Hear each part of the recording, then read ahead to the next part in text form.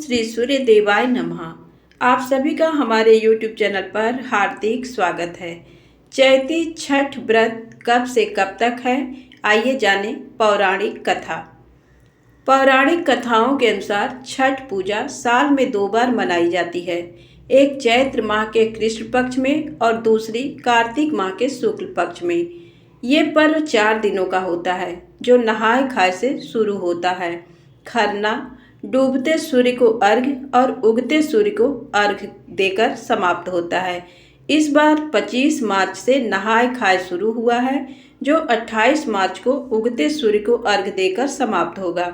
छठ पूजा की कथा भी होती है, जिसे पूजा के दौरान व्रती पढ़ते या सुनते हैं। सूर्य षष्ठी व्रत के दिन सूर्यदेव की पूजा के साथ छठ माता की पूजा का भी विधान है।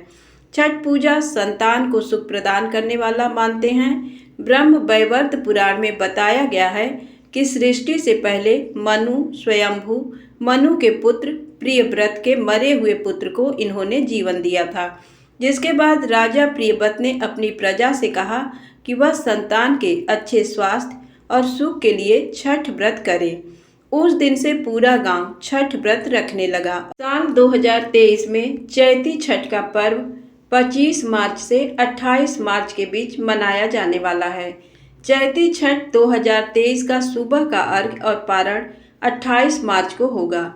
इस दौरान 25 से नहाय खाए शुरू होगा, 26 को खरना है, 27 को डूबते सूर्य को अर्घ्य देकर पूजा करनी है और 28 मार्च को उगते सूर्य को अर्घ्य देकर पूजा करने के साथ चैती छठ पूजा की समाप्ति होगी। चैती छठ व्रत की पौराणिक कथा।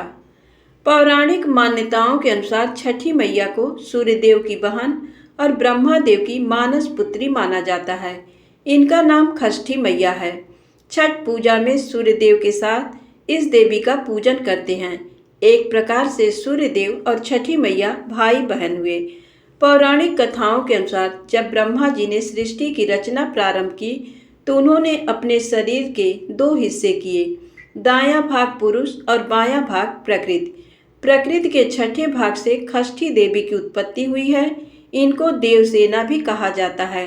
जो व्यक्ति षष्ठी देवी की पूजा करता है, उसके मन की मुराद अवश्य पूरी होती है। छठ पूजा व्रत कथा। एक समय की बात है, एक राजा प्रियंवत थे, जिनकी पत्नी का नाम मालिनी था। विवाह के काफी वर्ष बीतने के बाद भी उनको कोई संतान नहीं हुई। तब उन्होंने कश्यप ऋषि से इसका समाधान पूछा, तो उन्होंने पुत्र प्राप्ति के लिए यज्ञ कराने का सुझाव दिया। कश्यप ऋषि ने पुत्र प्राप्ति के लिए यज्ञ किया और राजा की पत्नी मालिनी को प्रसाद स्वरूप खीर खाने को दिया। उसके प्रभाव से रानी गर्भवती हो गई, जिससे राजा प्रियंवत बड़े खुश हुए। कुछ समय बाद रानी ने एक पुत्र को जन्म दिया, लेकिन वह भी मृत पैदा हुआ। ये खबर सुनकर राजा बहुत दुखी हो गए। वे पुत्र के शव को लेकर श्मशान गए और इस दुख के कारण अपना भी प्राण त्यागने का निश्चय कर लिया। जब वे अपना प्राण त्यागने जा रहे थे, तभी देवी देवसेना प्रकट हुई। उन्होंने राजा प्रियंवत से कहा कि उनका नाम षष्ठी है। हे राजन, तुम मेरी पूजा करो और दूसरों लोगों को भी मेरी पूजा करने को कहो। लोगों को इसके लिए प्रेरित करो। देवी देवसेना की आज्ञा अनुसार राजा प्रियंवद ने षष्ठी तिथि को छठ पूजा की। उन्होंने ये पूजा पुत्र प्राप्ति की कामना से की थी। छठी मैया के शुभ आशीर्वाद से राजा प्रियंवद को पुत्र की प्राप्ति हुई। तब से हर साल चैत्र और कार्तिक में छठ पूजा की जाने लगी।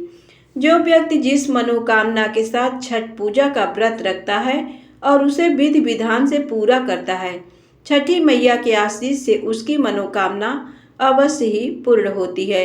लोग पुत्र प्राप्ति और संतान के सुख जीवन के लिए ये व्रत रखते हैं। धन्यवाद।